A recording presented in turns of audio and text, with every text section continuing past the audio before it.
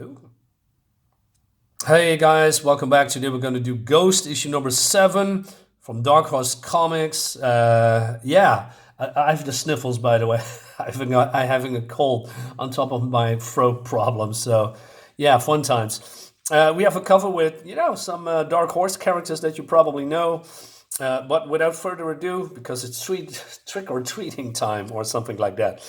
So yeah, it's a trick or treat, and chaos in Arcadia. Lots of people are doing stuff that they don't supposed to be doing, and there's this woman, catching the bus. And wait a minute, I'm not prepared. So yeah, all right.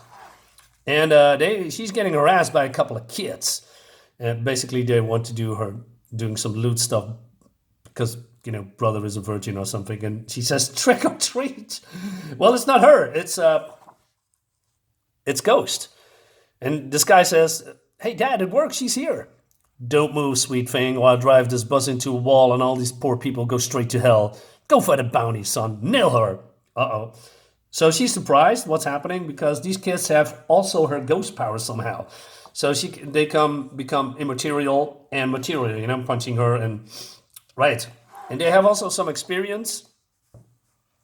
So they're shooting at her. I guess we blew it to bits. "You idiots, she spooked out on us and she took the hostages. Get a gun to the girl's head or we bust it." So the father says, where'd she go, guys? "Don't tell me you let her get away or I'll take it out on your hides." And then she's trying to shoot, but he's intangible, right? Or Ghost. So Ghost has a hatred for man, but I think that's a little bit misguided, but she has good reasons to. So she's not really a man hater, but that is a character for now. I'm not sure how it goes, a little bit later on, because if this all this, is this just one tone, all because of man this and man that? Probably this is not really appealing, but Ghost has a lot of issues. So issues as in a lot of comics. So I believe it sold well, I guess. Anyway, I know it by now. This part of men, they need that comes out when they get together to talk about women. They need to feel superior. It's the weakest part. I hope to catch Dad by surprise, but he goes except for the hands on the wheels. This is not easy. He's been practicing. Okay, so he says, this guy says, "Hey, go on, solid lady." She said, "Hey, it looks like you got me." But then she's using also her own powers to make the dad solid, right? That's a trick. And he's been getting electrocuted. And so they dropped their guns. They dropped the girl. Now they got nothing at all. And this looks fantastic. It's really good. I mean, the artist here, his name is Scott Benefield. I'm impressed. I'm really impressed of his work. I like also this ghost image of Ghost. I don't know how to do it. Well, I know how to do it, but it just looks visual cool. Meanwhile, in this, I don't know. This is probably psychiatric. Maybe this is the hospital. I don't know. But it is Dr. October is here, and she is rounding up some psychics, but she's not really impressed with with their appearances. So these all are ghosts, villains, somehow survived. This is the snake guy. This is this hunger guy from the last issue. I don't remember this guy or this guy, but probably they have a run-in with each other. But they all, have psionic powers. Right. We're going that to a little bit later. I get to go to a hospital. Her name's Wilhelmina, Billy. She likes to take a book to the restaurants to read the book around, and then for the sin, she gets a gun stuck in her face by a screaming animal. The sons ghost the father out of the fire and vanish into the night. So, okay, we're going to see them again later. The city is a killer. All right. One of my sister's toy friends took a picture of me that was snatched up by the tabloids. Last week, she found out he mixed too many chemical substances in a cheap motel and checked out early in every sense. So it seems that the people that she's meeting or surrounding themselves with are dying or vanishing. And there's people, doing some, bounty hunting on her for reasons. People want to, have her dead. And the bounty hunters start to show up 2 weeks ago. It's getting worse. I keep trying to find out who sent them, but gee, they all keep dying before they feel like talking. But not for the first time. I wonder what would happen if one of them did kill me. How does a ghost die? But then she sees something familiar, and she sees herself with her sister, and she knows this is a dream or a vision or a memory, and she is following that. But she knows that's that they are fake. It shouldn't be happening. But she goes in anyway. I dive into hell, she says. But then we go to the apartment where Eliza and her sister was living. Then there's this guy that's been popping up in every issue. He lost his wife, I guess, and then he has a interaction with Eliza. I believe he likes her. But then the sister comes in and he says, "Hey, come on in. I have music on, but there's these weird news reports. Something about Martians. I heard it on the car. It sounds like a hoax." And she says, "Eliza, your hunky burning loves, come back."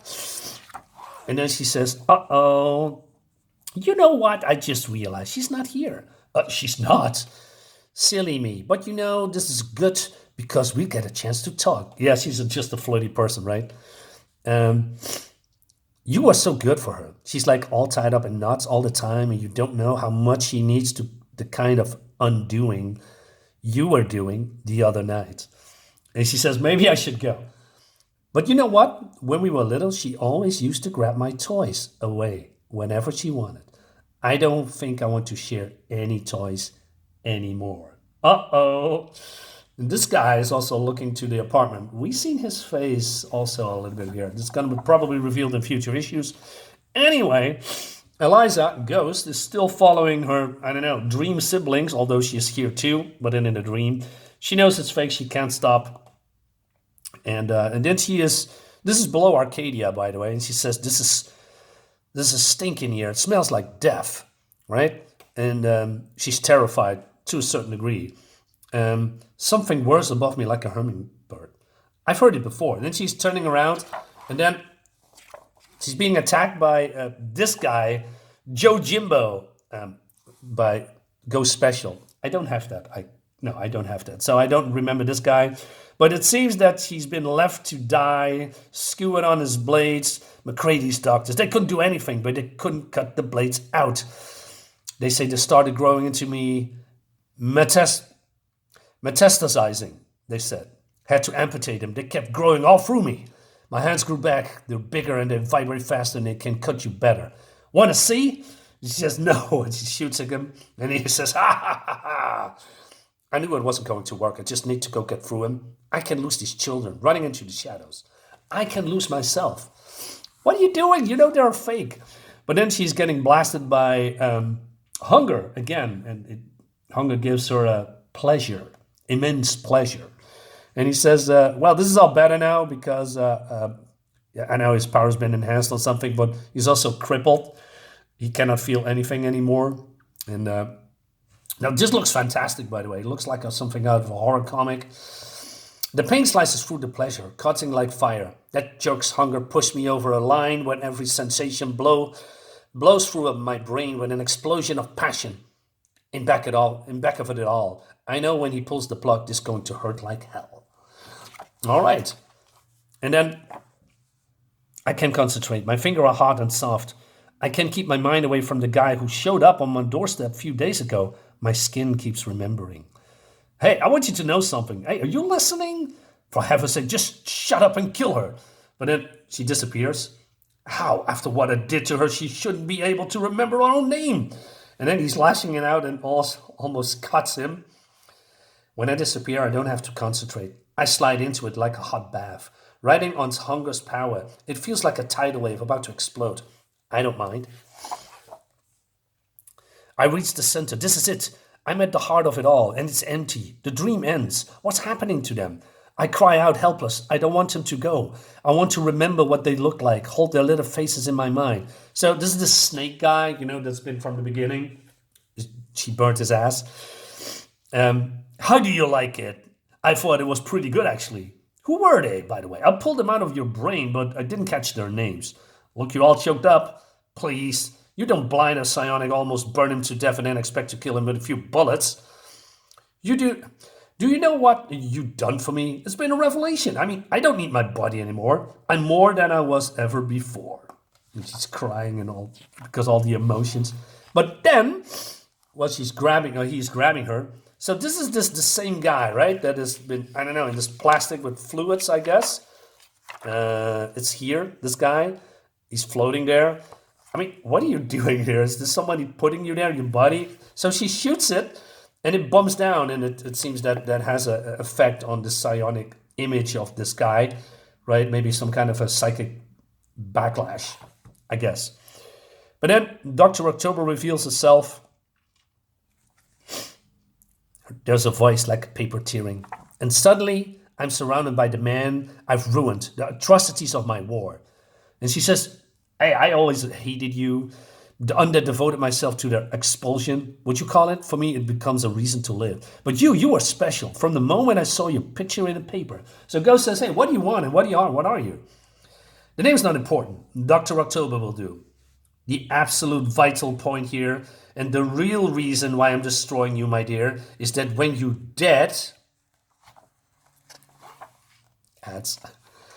dead, you stay pretty. So she was a woman after all.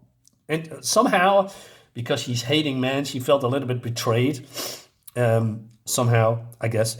He says, you're just as bad as they are. You're worse. You had a choice and you brought into their game. This is all because they don't think you're beautiful anymore. Shut up. And then, I don't know why she does it. She knows this won't hurt. But it does hurt because it's a jade bullet. Uh-oh. And then she talks about this guy, this Mr. MacCready, and he hates her. Like I said, I don't remember this. Maybe I have to look into past issues.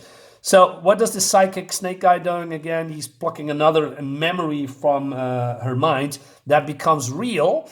And he says, oh boy, that is hot. He's pulling it from my mind, just like he did in my childhood. This time, it's my hell. She's been pulled up into this vortex with tentacles and she's gone. And Dr. October says, hey, we have a celebration. Let's go home, right?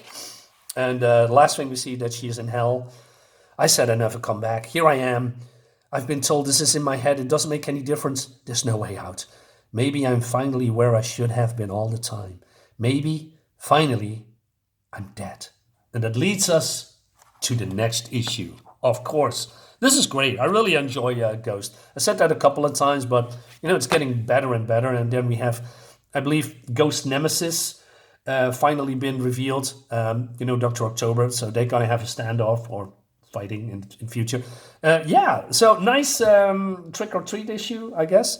So guys, let me know in the comments what you think about it. Subscribe to my YouTube channel. Follow me on Instagram at DarkSideIsComics and also on Twitter, also called as X. And I see you next time. Bye-bye.